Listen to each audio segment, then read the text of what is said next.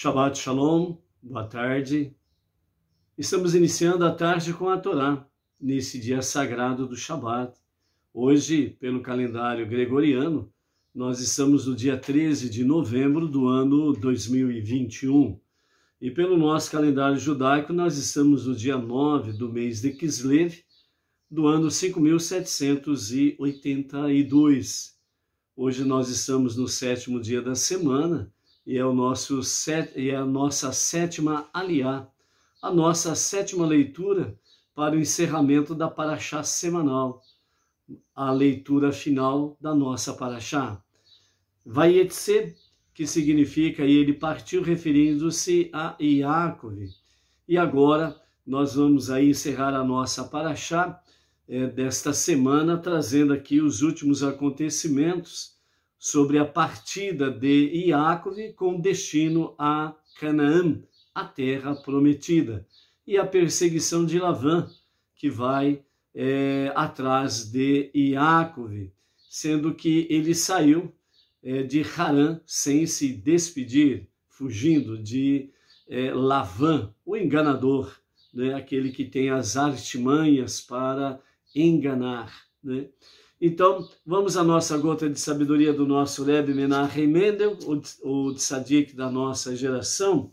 E qual é o recado, qual é o ensinamento, qual é a palavra de sabedoria que o nosso Rebbe Menachem Mendel traz para nós no dia de hoje. Então, o nosso Rebbe Menachem Mendel diz assim: todo negócio é como o ofício de alfaiate, fazer roupas para as bênçãos recebidas. Você não pode alterar o tamanho de suas bênçãos colocando-as em roupas maiores, mais largas. Ao contrário, elas poderiam assim ser afugentadas. Uma roupa larga, né? Então ela tem espaço para ir embora e você perde a bênção. Porém, as roupas também não podem ser curtas demais, porque este é o único propósito, que milagres e bênçãos não venham ao mundo completamente nus, mas estejam envoltos no mundo natural. E nós somos os alfaiates. Aqui o nosso Rebbe Menachem Mendel, o líder da nossa geração, ele está mostrando para nós, numa linguagem simples, em que todos podem compreender, a figura do alfaiate, que é fazer roupas. E qual é o objetivo do alfaiate? Ele não pode fazer roupa de qualquer forma, de qualquer jeito. Ele precisa que a pessoa ela se apresente, e o alfaiate ele vai fazer a medição para fazer a roupa ou as roupas exatamente sob a medida daquela pessoa. Então, dentro desse sentido, quando ele tira as medidas, então ele vai para o tecido, vai formar então a roupa daquela pessoa que ele tirou as medidas. Dá o prazo para ela, a pessoa retorna, e quando a pessoa retorna, então vai experimentar a roupa, que é um momento final, se de fato a roupa está devidamente adequada ou se vai precisar de algum ajuste. Então, normalmente, o alfaiate apresenta a roupa, a pessoa a veste, e aí então ele olha se há alguma coisa errada, se está tudo dentro dos conformes, e assim então a pessoa que experimentou a roupa diz: está tudo certo, pode concluir o trabalho.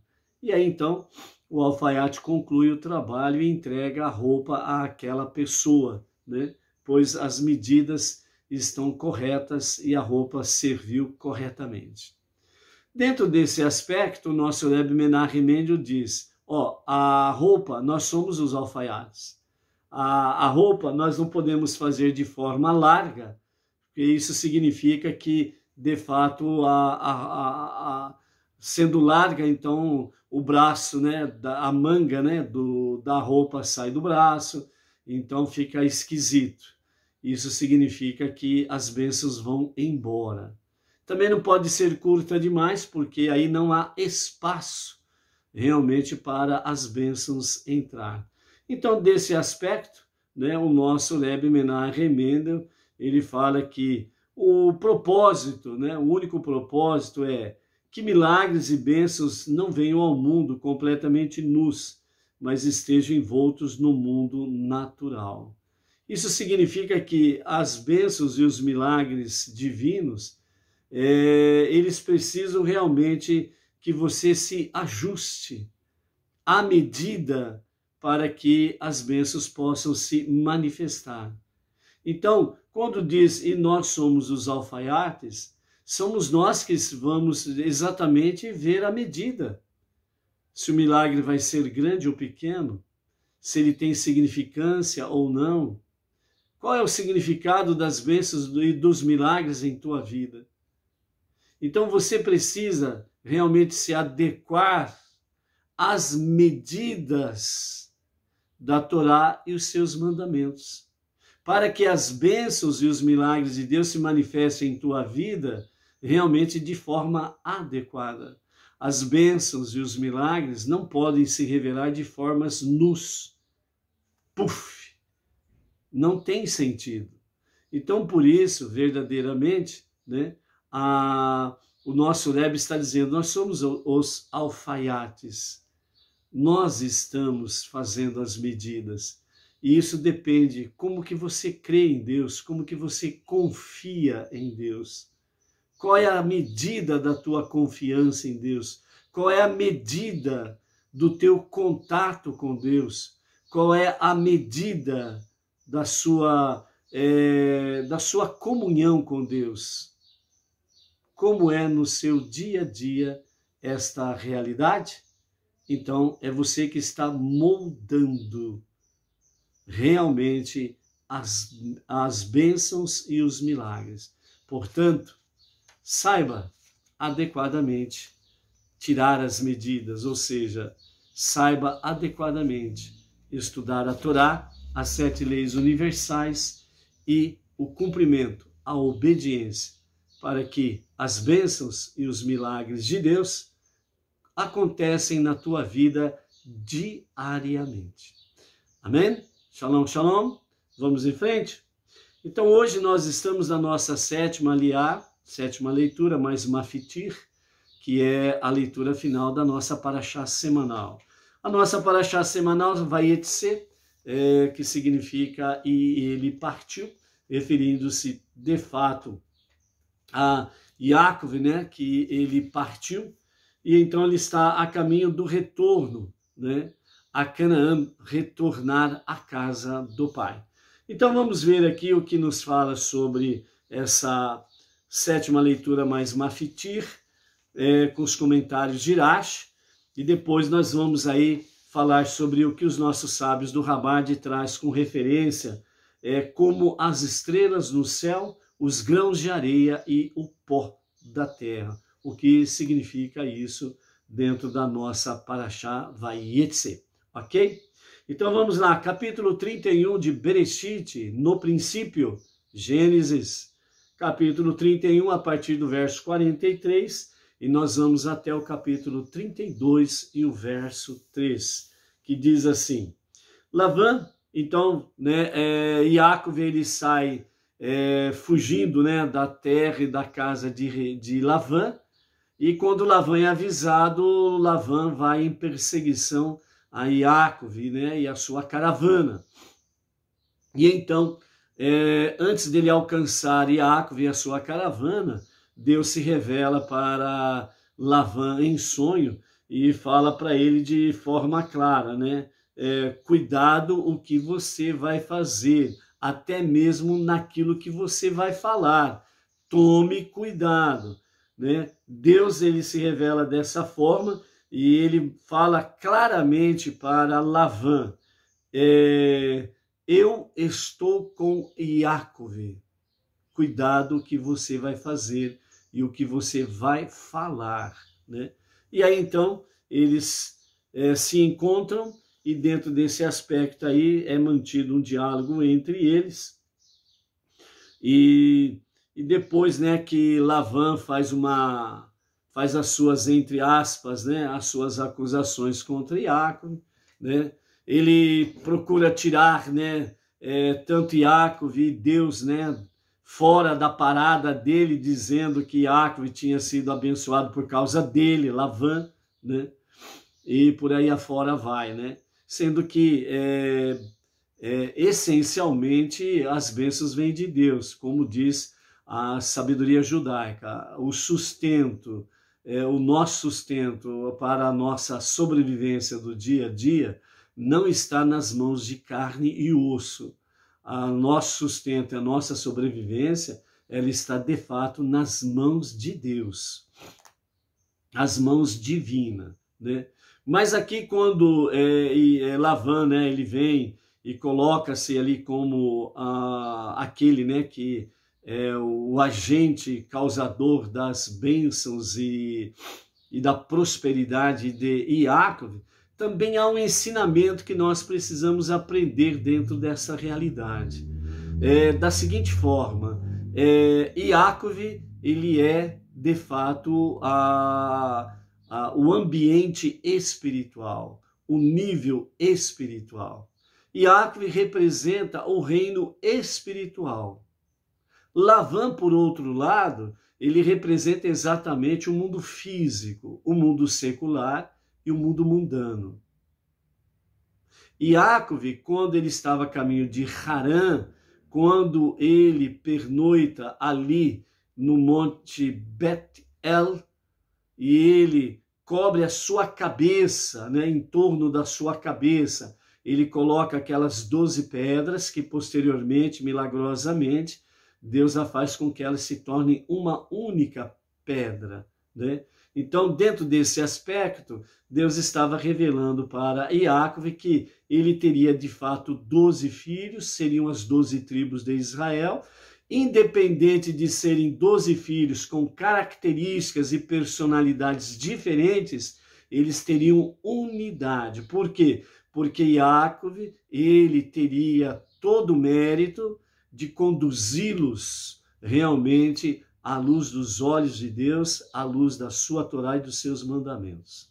Então, apesar da diversidade de 12 filhos, 12 tribos, né, Deus estava mostrando para Iácov que ele teria a tranquilidade até a sua morte de ver todos os seus filhos em obediência aos princípios espirituais. E então, quando ele cobre dessa forma, né, ele protege a cabeça, né, as pedras, né, que ele coloca, 12 tornam-se uma só. Então, quando ele está ali protegendo a cabeça, o sentido espiritual disso é exatamente o quê?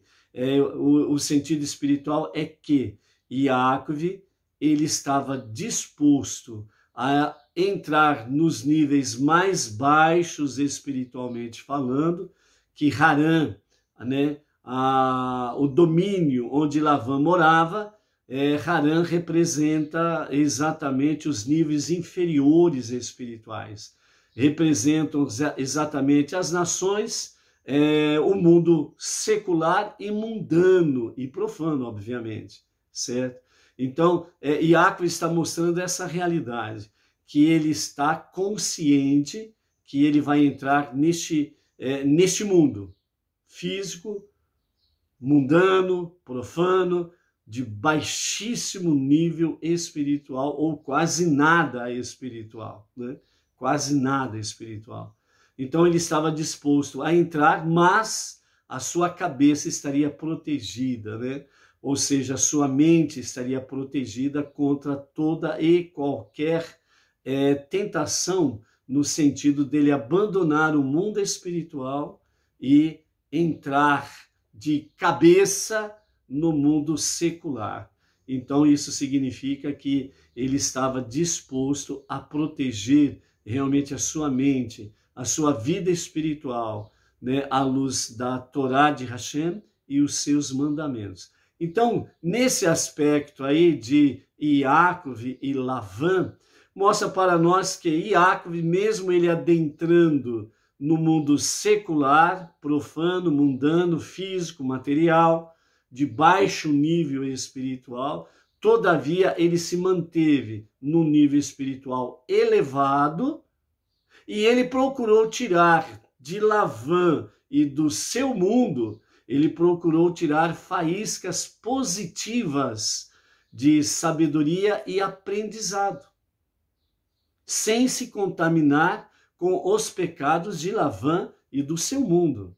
E esse é um grande ensinamento não somente para o povo israelita, mas também para nós, Beneinor, que estamos entre as nações, no meio das nações. E nós estamos exatamente, de forma paralela, nós estamos aí semelhantes a Jacob, no mundo de baixo nível espiritual, secular e mundano. Mas este é, para nós, Beneinor, não judeus, este é o nosso mundo e este é o nosso povo. Porém, a partir do momento que nós abraçamos essa fé monoteísta, com fundamento judaico, orientação rabínica, e aprendendo da Torá e as 7 leis universais, com os ensinamentos dos sábios do povo judeu, então nós precisamos buscar cada dia mais esta realidade de Jacob para as nossas vidas e no nosso dia a dia. Nós estamos entre as nações, estamos no mundo profano, no mundo de baixo nível espiritual, mas nós precisamos guardar a nossa mente.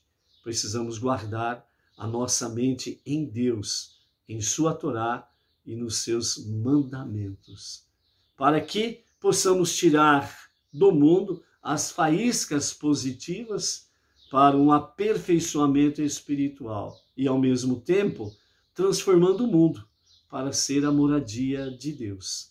É um trabalho que nós precisamos continuamente estar fazendo, juntamente, ombro a ombro com o nosso irmão mais velho, o povo israelita, até a revelação de Mashiach.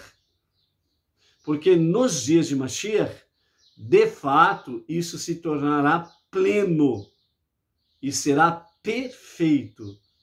Mas nós precisamos, desde já, estarmos quebrando essas prisões, essas cadeias, essas correntes negativas, para que realmente a revelação do justo e verdadeiro Mashiach sejam abreviados os dias e aconteça rapidamente e que aconteça em nossos dias e que seja para agora mesmo. Amém.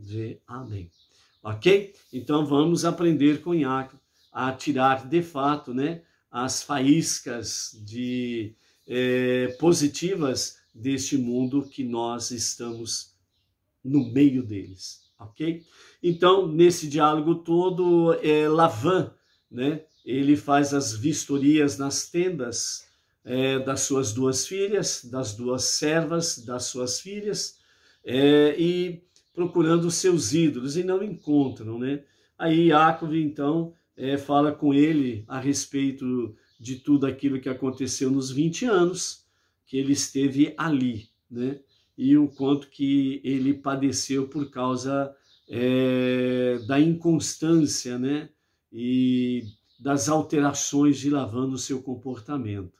E dentro desse aspecto, então, o diálogo é travado, e aqui na nossa sequência de hoje, Lavã vai responder, então, as indagações que Jacob tinha acabado de dizer. Então, capítulo 31, verso 43 em diante diz: Lavã respondeu e disse a Jacob: as filhas são minhas filhas e os filhos são meus filhos, quer dizer, os netos dele, ou seja, os filhos de Jacob, os 11 filhos que ele está indo embora. Então fala que os filhos são deles, mas são os netos. Então a questão família, ela é muito forte. Então os avós, eles têm os netos, mas os netos são como filhos. Por isso essa indagação. Os rebanhos são meus rebanhos e tudo que vês é meu. Quanto às minhas filhas, como eu poderia fazer alguma coisa nociva a elas hoje, ou aos filhos que elas deram à luz? Portanto, agora vem e façamos uma aliança, eu e tu, e que Deus seja testemunho entre mim e ti. Não esquecendo que a própria Leia e Rachel, elas falaram para Jacob, segundo os comentários de Irash, falaram para Iacov, antes de tomar a decisão de fugir e ir para Canaã. Elas falaram, nosso pai, depois que ele teve filhos, ele simplesmente nos deserdou. Ele nos trata como pessoas estranhas, né? Então agora aqui ele está dizendo, como que eu vou maltratar as minhas filhas?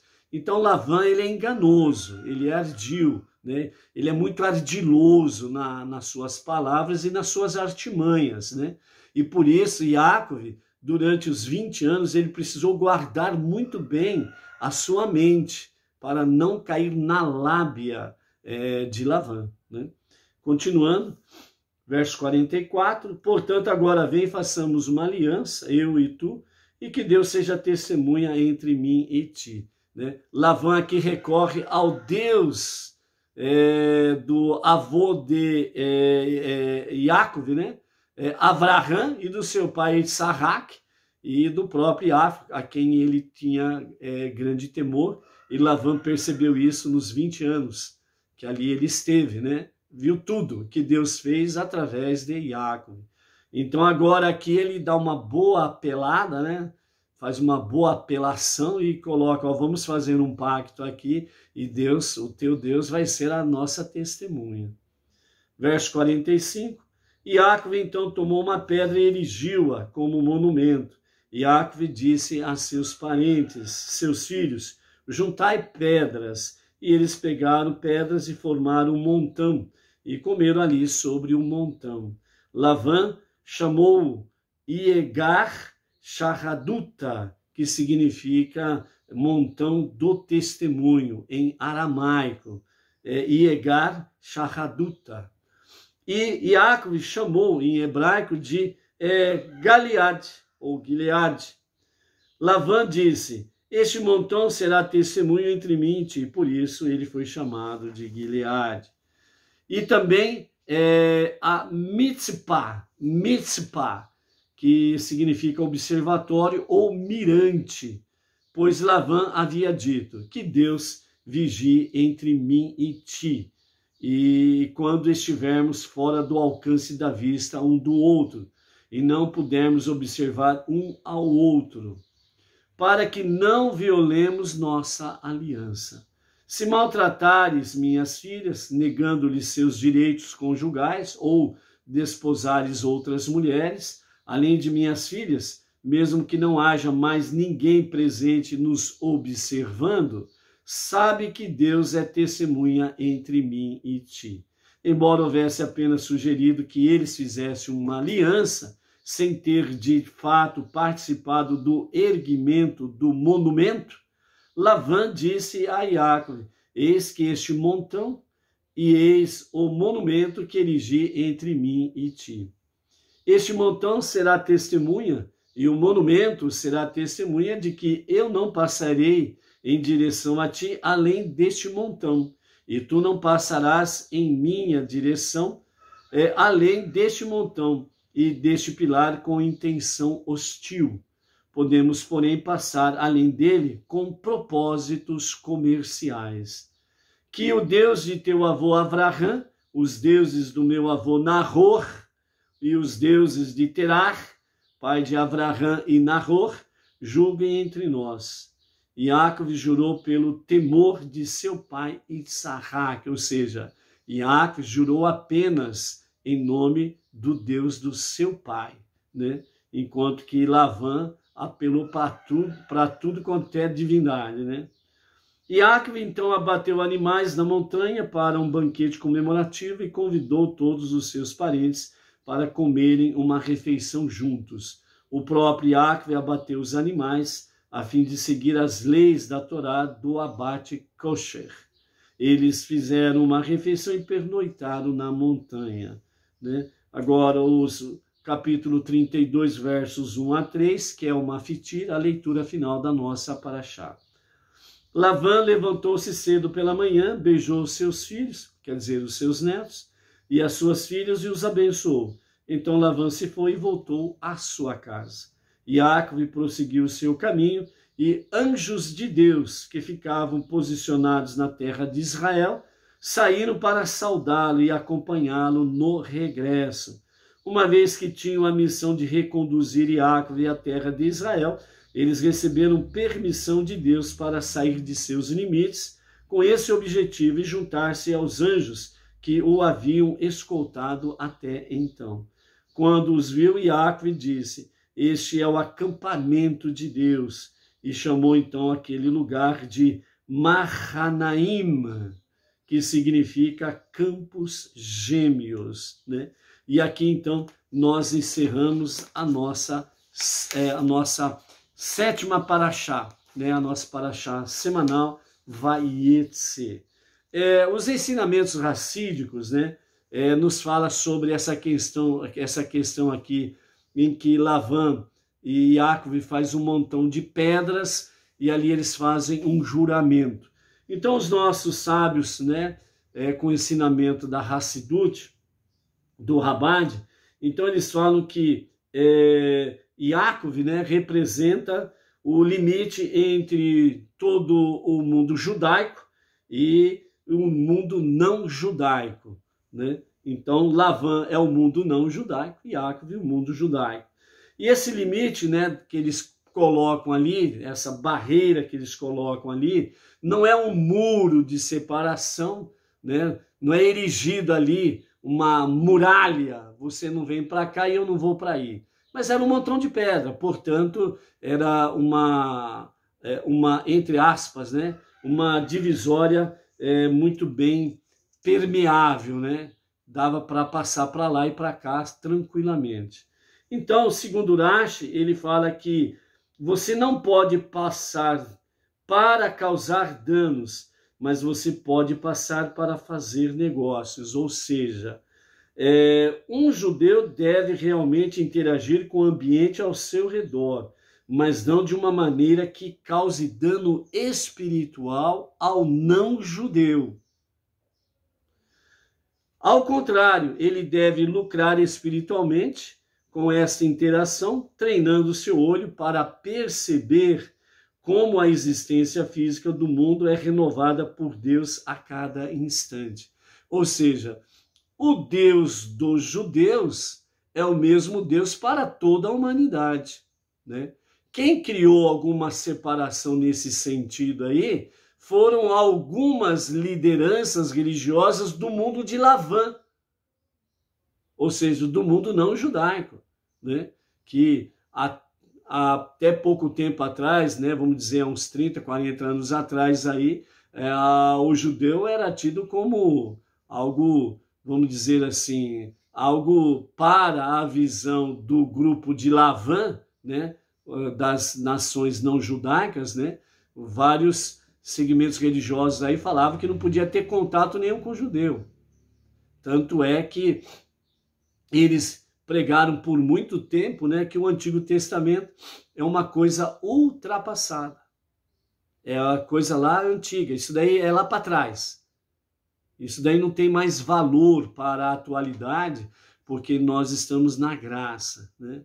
E que bela desgraça que fizeram, né? Porque com tantas mentiras, tem enganado o povo aí por mais de 2000 anos. Os povos, né, têm enganado os povos por mais de 2000 anos, né? Como que podem dizer que o Antigo Testamento é coisa do passado e não tem mais valor nenhum para o presente, porque, entre aspas, vivem da graça e não da lei, como é a questão do Antigo Testamento? Mas de onde que eles tiraram os 10 mandamentos? De onde que eles tiraram? Do espaço? Aonde que eles foram buscar os 10 mandamentos? Negativo. Foram lá, onde eles chamam de Antigo Testamento e que não tem mais valor para a atualidade. Foram lá que eles buscaram os 10 mandamentos. Está lá em Êxodo, o 2º livro, dos 5 livros da Torá. Os 10 mandamentos está lá no capítulo 20. Foi de lá que eles tiraram. E de onde que eles tiraram também, né? Que querem as bênçãos de Abraão, Isaac e Jacó. Está lá no Antigo Testamento. Da onde que eles tiraram as maravilhosas bênçãos de Salmos? Está lá no Antigo Testamento. Então, as contradições, né? As pessoas muitas vezes, né, realmente erram por falta de conhecimento. Por quê? Porque ficam na palavra do homem e não pesquisam, não procuram conhecimento, não procuram a verdade. Simplesmente isso. Por que que o filho não casa com a mãe, a filha não casa com o pai? Da onde que eles tiraram essa lei? Da onde que eles tiraram esse princípio? Está lá em Levítico, no Antigo Testamento. Então, como podem dizer que o Antigo Testamento não tem mais valor? Por isso que chamaram de antigo, que o Novo Testamento, nova aliança, anulou o Antigo Testamento. De onde que eles tiraram isto? Estas coisas, por exemplo. Então, de fato, né, quando as pessoas ficam na palavra do homem, não pesquisam, não procuram conhecimento, não procuram a verdade, não se refugiam em Deus para saber a verdade, então são seguidores de homens, portanto estão na idolatria e não em Deus, mesmo usando a expressão Deus. Não estão em Deus, estão na idolatria. Da onde que eles tiraram que Deus, para perdoar pecados, ele precisa de sacrifício humano? Do Antigo Testamento não foi, porque lá não tem. De onde que eles tiraram? Que para Deus perdoar pecado precisa de um sacrifício humano. No Antigo Testamento não tem isso. Em nenhum lugar Deus pede o sacrifício humano para perdão de pecados. Então eles tiraram isso de onde? Tiraram das mitologias. Tiraram do mundo pagão. O mundo pagão que sempre fez sacrifícios humanos para agradar os seus deuses, os seus ídolos, para que tinha seca, sacrificava alguém para poder vir chuva. Ou não havia produto, não havia fruto da terra, não havia alimentação, sacrificavam crianças, sacrificavam pessoas para que os deuses pudessem trazer a chuva, o alimento.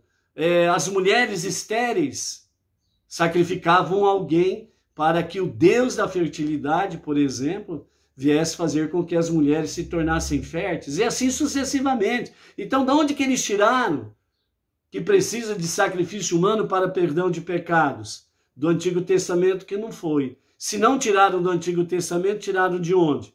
Pesquise a história e você verá de onde eles tiraram. Então, é aquela questão, né? O povo erra muitas vezes, e na maior parte das vezes erra, porque não procura conhecimento. Então, aqui nós temos esse pequeno monte, onde que fica bem claro que o povo israelita, em contato com os não-judeus, com as nações, não podem trazer danos. Então, nunca na história judaica, nunca o povo israelita, ele teve contato com os não-judeus para fazer-lhes algum dano. Muito pelo contrário. Sempre foi para ajudar e trazer ótimos e excelentes benefícios. Podem pesquisar. A maioria, 90% dos benefícios do mundo tem conexão com o povo israelita. Os maiores recebedores dos prêmios Nobel são judeus.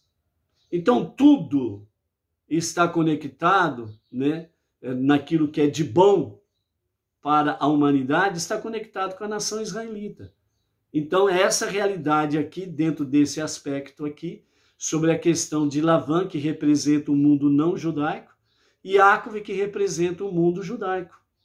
Então, o mundo judaico, ao ter contato, ao se misturar entre o mundo não judaico, é para não causar nenhum dano, seja ele de ordem física ou material ou espiritual principalmente. Então, por isso, o verdadeiro monoteísmo está nas Sagradas Escrituras, conhecida como Antigo Testamento, com a base nos seus 5 primeiros livros, para trazer à humanidade benefícios para conhecer o único e o verdadeiro Deus e Salvador e Criador de todas as coisas, o único e o verdadeiro Todo-Poderoso. Então, em suma, é exatamente essa questão aqui. E é por isso que hoje o movimento Benei Noach, os filhos de Noé, no monoteísmo com fundamento judaico e com orientação rabínica, está cada vez mais se expandindo nos 4 ventos do planeta, de norte, sul, leste a oeste, porque nós estamos vivendo os últimos dias para a revelação a qualquer momento, e que seja a qualquer momento agora a revelação do justo e o verdadeiro Mashiach para a redenção final, ok? Então, esta é a realidade bíblica e dos fatos, ok? Então, para finalizarmos a nossa paraxá, como as estrelas no céu, os grãos de areia e o pó da terra, o que os nossos sábios do Rabad trazem para nós. Então, nessa porção dessa semana, Vayetse, ela começa com o serviço espiritual de Yaakov num ambiente indesejável. Yaakov é forçado a deixar a terra de Israel e ir para Harã. Ele é obrigado a trabalhar para o desonesto Lavã. Casa-se e estabelece a sua família, lançando o alicerce para todas as futuras gerações do povo judeu. Mesmo após deixar Harã a caminho de Yaakov, é repleto de dificuldades, quando deverá confrontar o seu irmão Esav. À primeira vista, parece tudo estranho que a Torá se concentre nesses aspectos de sua vida, em vez de focalizar as atividades de Yaakov na esfera da santidade. Mas a narrativa das dificuldades de Yaakov está incluída na Torá exatamente porque os atos dos patriarcas são um sinal para toda a descendência. Durante o trajeto de Yaakov da casa de seus pais em Beersheba até a casa de Lavã em Harã, ele acampa para passar uma noite em um local que mais tarde será chamado de Bet-El. A Torá declara que Yaakov pegou algumas pedras, colocou-as ao redor de sua cabeça para dormir. Então Rashi ele observa que as pedras serviram para proteger Yaakov dos animais selvagens. A leitura simples, o entendimento simples, leitura do texto. Então significa isso, uma leitura literal. Essa explicação também ela apresenta uma dúvida. Por que Yaakov não camuflou todo o seu corpo com pedras? Por que rodeou apenas a sua cabeça? Aí vai para um nível mais profundo. Então a viagem de Yaakov de Beersheba a Harã pode ser entendida como um modelo para a jornada da vida. Começamos nossa vida como em Beersheba, abraçados por um lar caloroso e acolhedor. E mais ainda, um oásis para o crescimento moral e espiritual. Então, é a casa de Yaakov. Paralelamente, vamos traçando essa realidade para as nossas vidas, ou seja, nós nascemos na nossa casa, tudo bonitinho, acolhedor, etc. e tal. Chega, entretanto, o momento quando o cordão umbilical é cortado e devemos, então, enfrentar o mundo real, com todos os seus desafios. A palavra Harã está associada à palavra hebraica Haron, que significa raiva. É uma metáfora para o mundo em geral, onde o materialismo luta com todas as suas forças com a espiritualidade, e isso enfurece a Deus. Então, o objetivo materialista do mundo secular é realmente irritar a Deus. E Lavã representa muito bem isso. Ele alterou 100 vezes o contrato com Yaakov. Yaakov sabia que se envolveria em assuntos mundanos e materiais. Entretanto, ele resolveu proteger-se para não ficar obcecado e envolvido com os assuntos seculares deste mundo mundano. pois eles levam a um comportamento imoral e decadente. Iacove desejava expor suas mãos e pés em Harã, mas não a sua cabeça, ou seja, a sua mente. Para você ter uma ideia do que significa isso, é você só visualizar o seguinte, por exemplo, né, um exemplo, ok? Não uma regra a ser estabelecida e muito menos a ser seguida, óbvio. Mas você pode observar aí no mundo secular pessoas que ficam muito ricas e famosas. Isso acontece muito no mundo artístico, no mundo de negócios, no mundo esportivo, né? Com raras exceções, você pode analisar neste mundão aí, né? Dentro desse aspecto aí, quantas pessoas nesse sentido que ficam muito ricas e famosas e se perdem moralmente e espiritualmente e se entregam ao quê? Às lascívias, às paixões, à carnalidade, à libertinagem, né? E muitos acabam entrando, o que ganharam acaba perdendo rapidamente muitas vezes, né? E antes, né, no seu início, né, eram pessoas tidas como uma pessoa de exemplo, uma pessoa legal, uma pessoa que tinha uma boa moral, uma boa índole, mas aí à medida que foi crescendo financeiramente e foram ficando famosos, começaram a ter uma decadência moral e espiritual. Já não servem mais como exemplos. Você pode analisar neste mundo aí, esta é a realidade. Então, Iacove, ele se protegeu a sua cabeça contra essas coisas. É isso que significa de uma forma mais simples. Fisicamente, ele faria tudo que fosse necessário para obter sucesso no mundo secular, mas sua paixão e amor pela Torá e pelo desenvolvimento espiritual seriam sempre preservados e cultivados. Então, você estar envolvido com as coisas seculares do mundo não tem problema algum, não tem pecado nenhum. Você se envolver com o mundo secular para negociar, trabalhar e você poder tirar bons frutos disso daí e se tornar próspero.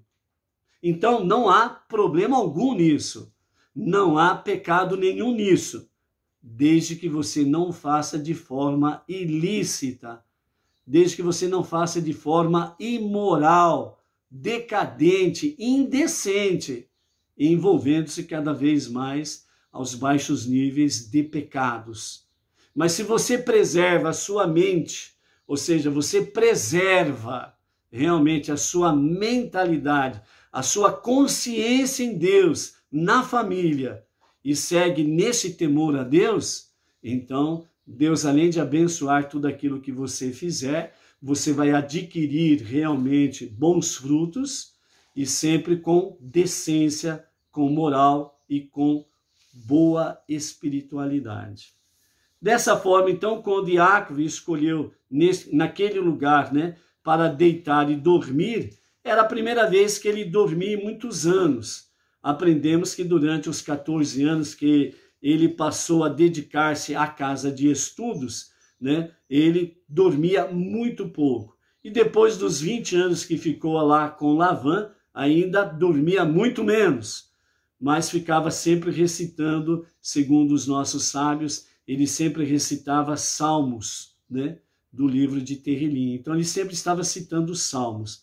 Além disso, o lugar em que ele escolheu para dormir era o espaço onde seria construído mais tarde o templo sagrado de Jerusalém. Então os nossos sábios falam que, mesmo não existindo, né, o livro de Salmos na época, literalmente falando, materialmente falando, um livro impresso ou compilado, né, mas Iacove, ele se dedicava a expressar salmos, louvores a Deus, né? E isso foi depois, né, segundo os nossos sábios, por um período esquecido, mas depois ele foi revitalizado com David, né? De uma forma mais ampla, mais abrangente aí, certo? E o local onde ele ali dormiu, né, mais tarde transformou-se no templo sagrado, né, o local onde foi estabelecido o Beit HaMikdash, o templo de Jerusalém. embora o ato de deitar-se geralmente implique em uma descida, quando a pessoa ela deita, então é uma descida. Ela está em pé, ela deita, então é uma descida. Então a cabeça ela fica no mesmo nível dos pés. Então existe aí uma questão que vem uma descida espiritual, né? Um rebaixamento aos níveis dos poderes espirituais mais elevados da pessoa. Então ele desce esse nível, né? Pode ser também interpretado de uma maneira positiva, pois a revelação da essência de Deus está acima, né, de tudo e de todos e de todas as qualidades específicas e simultaneamente refletidas nelas. Então esse nível de conexão ao infinito pode continuar mesmo depois que uma pessoa se levanta e fica em pé, embora seus poderes conscientes assumam o controle, né? Volta à consciência. Dormiu, acordou, levantou, então seus níveis de consciência voltam ao normal. Então ele vai agir com seus poderes da sua consciência. Ele ainda reconhecerá a igualdade fundamental que deriva de uma conexão com a essência de Deus. Assim, confirma que não somente o material jamais consegue obscurecer o espiritual, mas torna-se um veículo para sua expressão, podendo atingir um nível acima de todas as suas limitações, estabelecendo uma unidade entre o material e o espiritual. Quando agimos assim, né, à semelhança de Iacono, então o nível espiritual e o nível material que é baixo, então ele se eleva e traz o divino e faz com que haja equilíbrio e harmonia. Então, os três elementos da natureza, somos comparados, né? A nação de Israel é comparada a esta natureza. Seremos tão numerosos como as estrelas do céu, a areia à beira-mar e o pó da terra, o último tendo sido prometido por Deus no sonho de Iacove. Da mesma forma como as estrelas do céu são separadas no espaço por milhões de anos-luz, haverá épocas em que o povo judeu estará disperso por todo o globo. Isso aconteceu a partir do ano 69 da nossa Era Comum, com a destruição do Segundo Templo pelo Império Romano. Como a areia da praia que se agrupa, mas permanece como grãos individuais, viveremos tempos que estaremos mais voltados para dentro de nós mesmos, né? Então isso começou a acontecer mais essencialmente dentro do padrão aí da famosa Segunda Guerra Mundial, holocaustos, etc. e tal. Por fim, estamos destinados a ser como o pó da terra, que por natureza é estreitamente unido, e será nessa condição, em perfeita união, que teremos a força de derrubar todas as barreiras e obstáculos à nossa volta, impulsionados pelas bênçãos divinas que têm nos protegido em todas as épocas. Então isso daqui está sendo vivenciado mais agora, nos últimos tempos, principalmente depois de 14 de maio de 1948, quando o povo de Israel teve a sua pátria restabelecida, a nação de Israel. Então, o povo de Israel, o povo judeu, o povo israelita, começou a se tornar mais compacto, né? Mais compactado, como o pó da terra, mais juntos, mais unidos, né? Isso tem acontecido através dos anos até aqui. E isto será plenamente aperfeiçoada como o pó da terra, essa compactação, essa unidade, essa união do povo israelita, a partir do momento da revelação do justo e o verdadeiro Mashiach, onde se cumprirá a profecia em que todo judeu disperso nos 4 cantos do nosso planeta retornarão plenamente para Eretz Israel. E então retornarão completamente. Não ficará nenhum judeu fora de Eretz Israel. Então esse é um grande sinal que os que estão conectados com o verdadeiro monoteísmo poderão discernir naqueles momentos o que está exatamente acontecendo. Por quê? Porque Mashiach, ele não vai se revelar por aí afora com banda e não vai ter desfile militar ou desfile angelical, tocando-se trombetas, cornetas, etc. e tal, dizendo, eis o Messias. Não será assim, será posterior. O toque do grande shofar será posterior. Primeiro, Mashiach, ele vai se revelar realmente de uma tal forma que todo judeu nos 4 cantos do mundo saberão que ali está o Mashiach, em Jerusalém. É para lá que eles vão convergir. Então se cumprirá a profecia que dos 4 cantos Deus recolherá o seu povo para Eretz Israel. E aí se cumprirá outra parte que nos fala as profecias que de Jerusalém, através de Mashiach e o povo judeu, toda a terra se encherá plenamente como as águas cobrem o fundo do mar, cobrirá toda a terra com a verdadeira palavra monoteísta, que está nos 5 primeiros livros da Bíblia. Não haverá outro ensinamento.